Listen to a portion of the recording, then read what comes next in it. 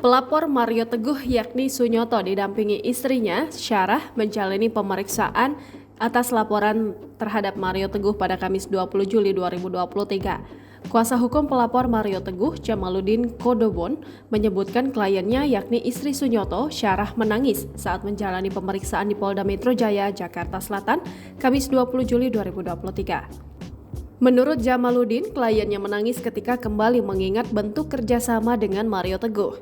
Ya, namanya juga merewind kembali cerita lalu yang enggak ekspektasi begitu luar biasa karena dijanjikan ini itu segala macam. Followersnya 33 juta, ada seluruh di Indonesia nanti. Rumah cantik itu dan lain sebagainya, kata Jamaluddin usai pemeriksaan. Jamaluddin pun menyayangkan tindakan dugaan penipuan yang dilakukan motivator Mario Teguh. Jamaluddin menyebut Mario Teguh hanya sesekali mengunggah tentang produk kecantikan itu di media sosial pada Maret 2023 lalu. Itu pun sekali itu saja sampai akhir ini, ujar Jamaluddin.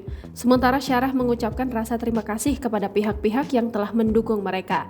Dalam kesempatan itu, mereka membawa 3 saksi untuk memperkuat laporan. Jamaluddin menyebut bahwa kliennya serta saksi-saksi bakal memberikan keterangan secara jelas.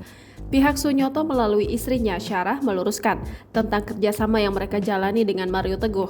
Bahkan mereka mengklaim memiliki bukti surat kerjasama dengan Mario Teguh. Jadi kami ada kerjasama. Di surat kerjasama itu beliau minta 15% hasil dari penjualan atau pembesaran dari rumah cantik Kanemochi, kata Syarah. Jadi beliau meminta kami, yuk kita sama-sama membesarkan rumah cantik.